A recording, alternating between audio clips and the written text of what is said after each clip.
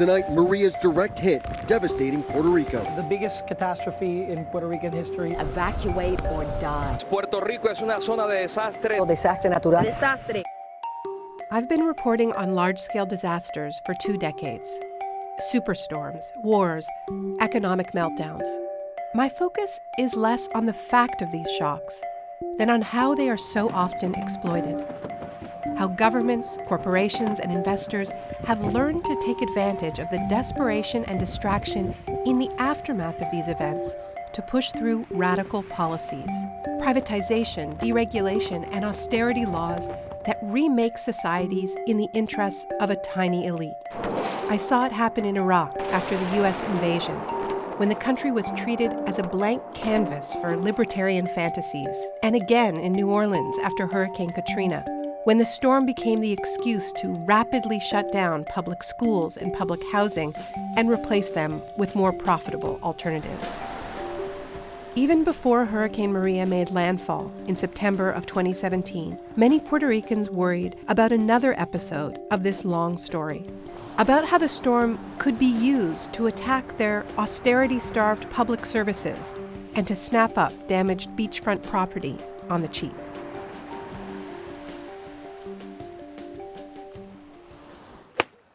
As you can imagine, we were all taken by surprise, everyone, at the magnitude of this storm. Initially, in those first couple of days, we felt that perhaps this whole business would be wiped out. I can speak to the luxury side, and surprisingly enough, we did not see any loss of interest in the marketplace.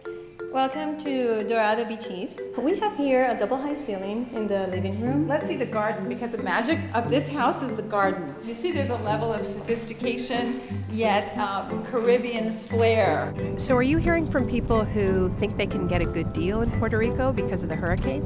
Absolutely, everybody. We call it pre-Maria, post-Maria. There's been a lot of talk about disaster capitalism here in Puerto Rico and in many places in the world that have been hit by disasters in recent years. What makes Puerto Rico different? One of the particularities of Puerto Rico is that this major historic storm occurs on top of an already existing major historic economic crisis. People were already in a kind of state of shock, and severe economic policies were already being applied. So what are the ways that a crisis like this can be profitable? As you know, as you've written about, in these moments, a lot of things are suspended, expectations are changed, and so laws can be passed and things can be put into place that would have otherwise not been acceptable. And I think right now the main thing that was already on the horizon is going to be the privatization of public services. So some speculate that part of why the electricity company has been so slow in getting back up is that they're preparing for privatization of all of it. Things also like public transportation system, all of those services that were already weakened, had already been disinvested from by the government because of the financial crisis. It's to be expected that all of them are probably going to be sold, and they'll probably be sold at a very low price because now they can say, oh, because of Maria, everything is devastated, everything is broken. It has been the most devastating natural disaster over the last 100 years. So naturally, infrastructure suffered, telecommunications suffered.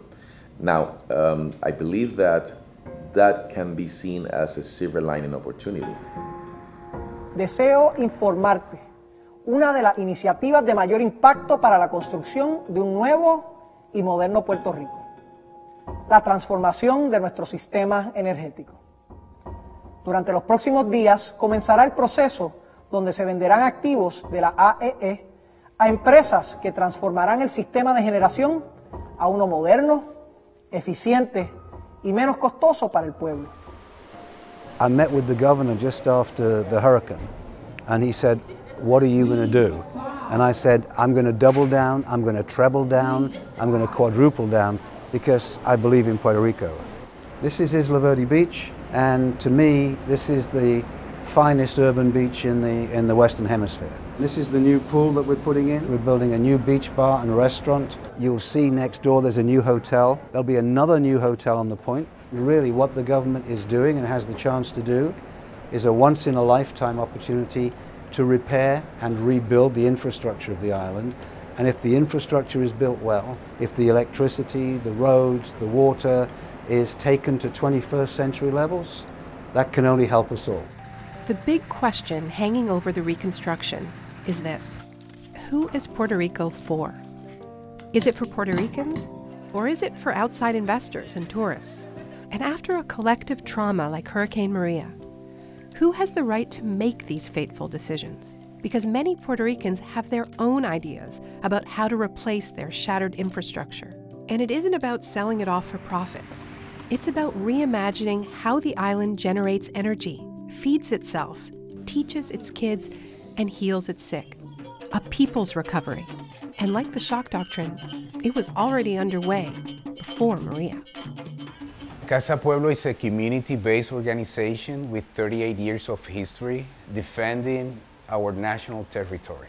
We have a commitment towards sustainable development. Solar power is our first and sole energy source. We were just a few in 1999 when we started with solar power. And all of a sudden, Casa Pueblo after the hurricane was still running. Hello. So people came here right after the hurricane to recharge their equipment. People came here with equipment for respiratory therapy. This was an energy oasis for the community. Immediately after the hurricane, we distributed over 10,000 solar lamps to improve quality of life for the people. Now we have houses asking us for support, and we want to help people unplug from the grid, from fossil fuel. We should embrace a transition to clean energy sources. Solar is one. We have plenty of wind, we have water power, we have plenty of biomass that can be used as a source of energy to run our country. And I think Casa Pueblo, what we're doing is not waiting for the government, not waiting for the US Congress. There's a resistance from everywhere. So we're gonna do whatever is at reach to change that landscape and to tell the people of Puerto Rico that a different future is possible. Welcome to our farm. Here we are in Orocovis, that's the center of the island. It's beautiful work. Yeah, it is beautiful. It is. And it's green. It's green, yeah. We'd heard that there had been so much damage to the forests, but 4 months later... Well, it was like a fire. Like a fire had passed. But now we're in shape. In the history of Puerto Rico became a U.S. colony in 1898. During the 40s, there was a very strong push to get people out of poverty. And poverty became directly equated with being peasant, with being a farmer. So the idea was to break down rural communities, get people to the cities, get them in cement homes, and at the same time, see how we could benefit or how the U.S. could benefit from Puerto Rican production of goods that were consumed in the U.S. They start pushing large-scale coffee plantations, large-scale sugar plantations. Puerto Rico has this situation that in terms of food security, we're very insecure because we import a lot of food. More than 80% of our food comes from abroad, right? By the port of San Juan. And we've always been saying within our movement that that's a problem, right? Because of climate change, right? We can have something happen with that port and then we'll be doomed. Maria highlighted that within a night. The next night, we didn't have food, we didn't have water, we didn't have electricity, we didn't have anything. A lot of conventional farmers right now are starving. Even though they have amazing amount of land, they didn't have anything to harvest because they had followed the Department of Agriculture's instructions for monocultures of coffee, whereas before, traditional agroecological farm would be intercropped with oranges, with bananas, with plantains, and that provides for your family. That next day, agroecological farmers were back to the lands. We had farmers already ready to sell at the markets. We can feed the people with sustainable practices that do not harm the environment, that promote resilience within the farm and within the community. We knew that was possible even before Maria, and this is a moment for us to reflect and also make it more visible. Tell us what you're doing. Ahora mismo acabamos de cosechar y trajimos lo que cosechamos para pecotar la vaina y las semillas. Y llevarlo a la casa, mi mamá las puede hacer, se las paso a mi abuela y mi mamá se quita, como quien dice, esa preocupación de tener que pensar qué le voy a hacer a mis hijas para comer. Ahora mismo muchas personas tienen situaciones en sus casas y cuando no tengan que comer, pues aquí lo tienen, la tierra se los provee sin ninguna necesidad. What's it like to go to school where there's this very special farm? Wow, eso no hay palabras para describirlo, porque esta clase es como llegar a otro mundo. Siempre estoy conectada con la tierra, cuando yo trabajo en ella siento como si la tocara y ella me tirara un lazo entre sí para conectarse con la humanidad. Arturo's solar oasis, Dalma's farm school. These places feel a little bit like stepping through portals to another world, to a parallel Puerto Rico, where with little more than local knowledge and the island's famous sunshine, people have been able to power and feed their communities. But these are tiny islands of functionality in a sea of desperation, where families are still living without electricity or running water. Though Dalma's farm rebounded from Hurricane Maria in no time, the adjacent school was closed for 2 months and still lacks electricity. It's important for the school to open because the kids need food, water, and people who share with them about their experience. The only problem is the light. We don't have light yet. The light of the sun only. Many Puerto Ricans fear that the slowness to reopen schools, like the failure to get the lights back on, is part of a plan to radically remake the school system, to shut down more than 300 schools and privatize many of the ones that are left. It's a project that predates Maria, but when the storm hit, Puerto Rico's Secretary of Education moved it into fast forward. You would imagine a secretary having some kind of sensibility towards our population and saying, let's open the schools, let's comfort their children, let's bring the teachers back, let's get them to talk to the peers. But that's not what happened. Immediately after the hurricane, the first thing she says is, this hurricane gives me the perfect opportunity to do the reform that I wanted to do that was not able to. We learned from the experience of Katrina what she was talking about. Esto mano derecha en la escuela que fue cerrada. Déjame subir y bajar. Los padres tienen un cartel con un mensaje para la Secretaría de Educación y para la comunidad, exigiendo que no se permita. Porque esa escuela se le fue, todo eso se le fue completo, el techo completo. Y conseguimos los donativos, compramos las planchas y las montamos, y la escuela está abierta. Ahora mismo aquí vinieron, aquí hay muchos contratistas, y me dijeron, mira, nosotros estamos dispuestos, los mismos comercios, de venir e instalar. Entonces un momento dado yo se lo dije a la directora. Entonces me dijo, no, que aquí no permiten que entre ningún padre a tocar por los seguros, que se responsabilidad pública. Todas las escuelas que nosotros hemos reconstruido, ¿embuste? Entonces, es una excusa para cerrarla. Y el gobierno, como yo te dije, el gobierno apuesta al cansancio, que somos de carne y hueso y que el ser humano se desgasta y se desanima. Y nuestro trabajo es darle ánimo a la gente para que sepan que es posible revertirlo, si creemos en nosotros. Hace unos días les comuniqué nuestra decisión de transformar la Autoridad de Energía Eléctrica. El camino hacia la transformación no se detiene. Hoy damos inicio a una profunda transformación de la educación.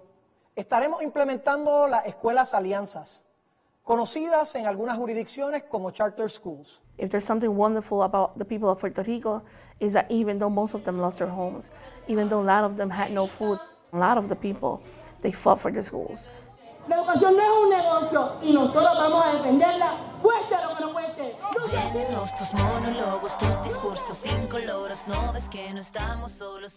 On my last day in Puerto Rico, I visited Humacao, one of the hardest hit parts of the island.